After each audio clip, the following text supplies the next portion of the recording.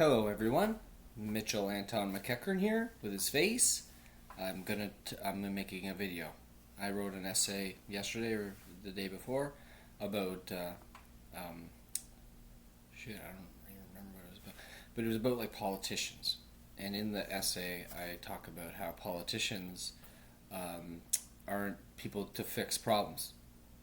You don't like one of the things that politicians do a lot is they make promises about the fixing the issues or making your life better. If you vote for the politician, they promise to make your life better in whatever that means. Like usually a lot of the times it's like addressing taxes or like crises like the housing crisis or the environment crisis. As if they are the ones who are responsible for that. It's pretty stupid if you if you don't if you can forgive the language that we as a society look to our leaders to solve our problems. That's what we do. We vote and then we defer power to ministers and governors and prime ministers and presidents as a way to get them to fix our issues, because the way. So today I want to talk about leadership. Leadership to me is, which will make sense. Like what I just said will make sense now, hopefully. Leadership is about leading. Leaders don't solve problems. Leaders don't solve problems. Leaders lead. Leading means to bring people along, to show them the way so that they can come to. Fixing the problem isn't leading. If as a leader, a true leader doesn't do work for other people. They inspire people to do work. Like what's his name? Kennedy, right? How he said don't ask what your country can do for you, but ask what you can do for your country. The responsibility in politics is on the individual. It's always about the individual. Like we can talk about systems of governance and stuff like Marxism and democracy and totalitarianism, or dictatorships, whatever. They don't matter. What matters is that you feel like you're a functioning organism, and I think because right now it's the campaign, the Canadian federal election is happening right now, and there's a lot of information about things that the politicians are doing, and I don't know about you or me if you're a Canadian, if you're not, but maybe like if you're in a democracy and you don't feel really that connected to them or what they're saying. So like I know my liberal, well, I was a liberal when I'm not anymore, but like years ago in 2015 or whatever, when Justin Trudeau ran for the first time, I thought I was liberal, and I canvassed for the Liberal Party in my neighborhood, and I got to walk around with our riding representative, and go door knocking, which was a lot of fun in and of itself. It had nothing to do really with expounding liberal values or anything. Like you just went from door to door and you said, hey, are you going to vote for the Liberals? And they said yes or no. And then they tell you about their problems, which is it was so incredible. Like the individual person who answered the door often had like opinions about the way the world was working. And it trips me out when I look around. Like I'm sitting in my front room right now, and I'm looking around all these houses that are around me have people in them. And all these people have minds, and all these minds have thoughts. And like Canada's got like 30 some odd 40 million people. That's a lot of thought. And it's supposed to be like condensed into the vote so that the even more condensed leader of a party can represent this miasma of thought. It's pretty ridiculous. If you can forgive my language, like it's like what the fuck. And it's supposed to work. The thing a politician, a true leader, a true political leader should fix is the whole system. If you're going to talk about systems, like it doesn't even represent the average. Like the first past the post way of doing governance in Canada means that it's like you can have 35% of the people, and the next biggest party could have 34%, and then the next biggest party could have, whatever, 33%, and you're still only at that's like that added up is, I don't know, it's I hope 100, but the first party, the 34% is the leader of the country, and they only represent 34% of the population. So how are they supposed to? That means that most of the population, most of the voters, aren't going to be represented. It's like an inverted democracy. So in the essay, I talk about like how the onus falls on us as individual voters to not perpetuate this silliness. And how do we do that? Well, it's not as easy. It's very, very hard. I imagine it's big change because you got to change the whole thing. But we can start with ourselves. And I mean, I was looking into climate change too, and climate change is again, it's not about fossil fuel companies. Like companies who produce goods for you to consume will only stay in business if you consume those goods. If you don't consume the goods, then what are they going to do? Force you to consume the good? I really don't think we're being forced. The closest we get to forced to consume things today is through marketing and advertising, which is absolute bullshit. It's a shame.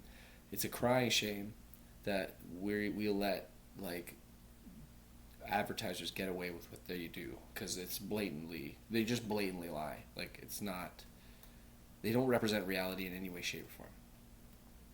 And so our job as an individual is to not do the things we don't want to see in the world. So it's like, oh my God, like Justin Trudeau's lying.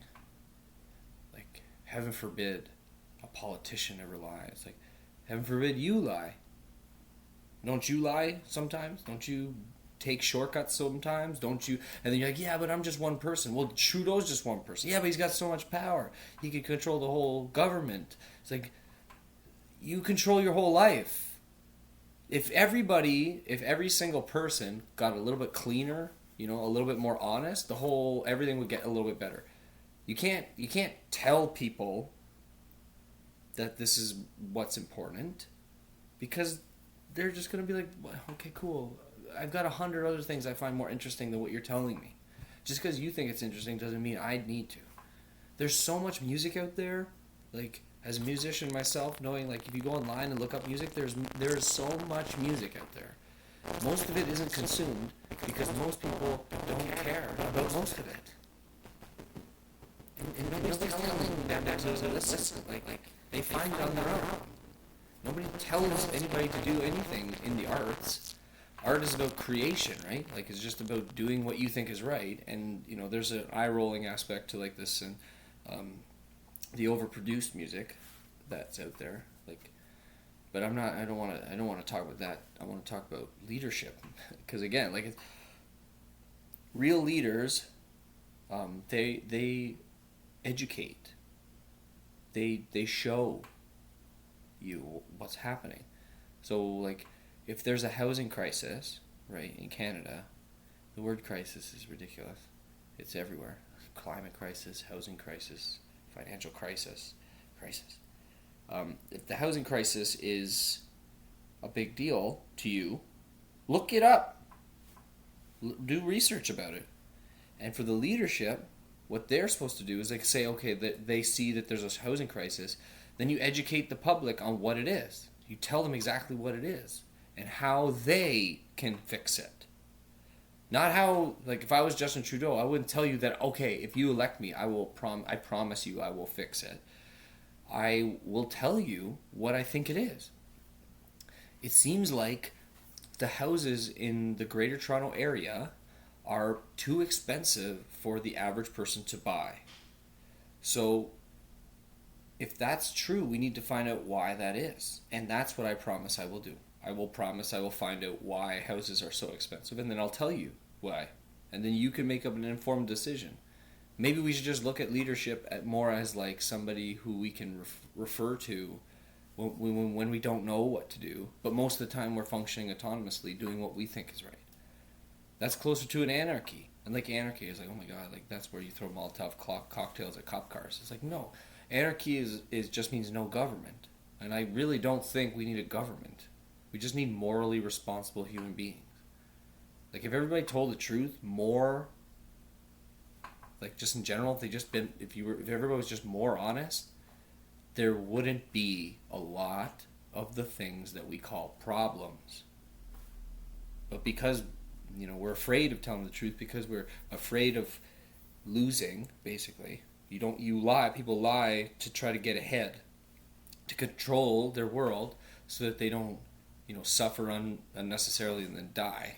Like that's why we do that. So if we just got past that and tried to work a little bit harder at, giving and sharing and loving and compassion and patience and just a little bit, like start with just a little bit every day, a little bit more than you do already, like it would slowly unfold and get better and better.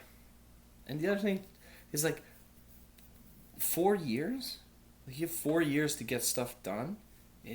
That's not enough time. Like on massive systematic changes, like you can't fix a housing crisis in 4 years.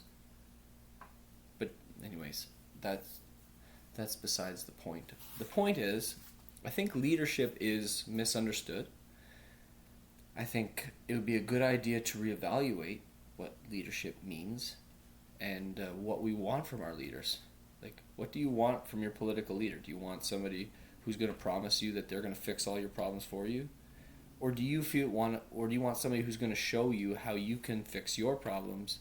Because if you fix your problems, it's this funny, weird thing that happens to you when you feel like you're doing things that matter, like fixing issues. Like, because human beings are very creative and industrious things, and we want to fix problems that we see, is that if you start to fix your problems, you start to feel better about yourself, And then when you start to feel better about yourself, you stop listening to people who are not feeling good about themselves and trying to tell you what to do with your life.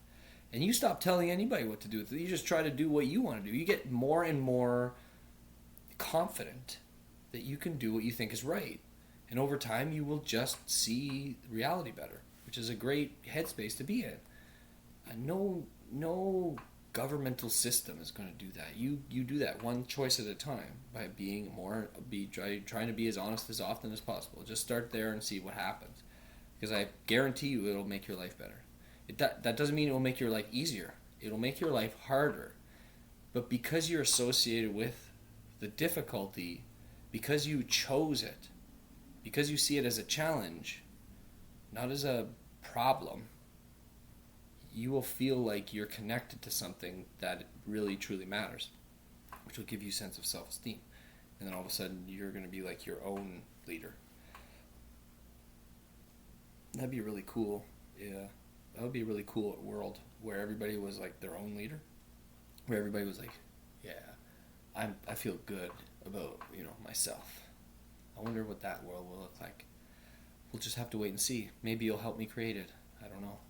So this is it for the video. I know, oh my god, 14 minutes. That was a long video. So I hope you find this helpful. Please leave comments and questions, whatever you want to do at the bottom.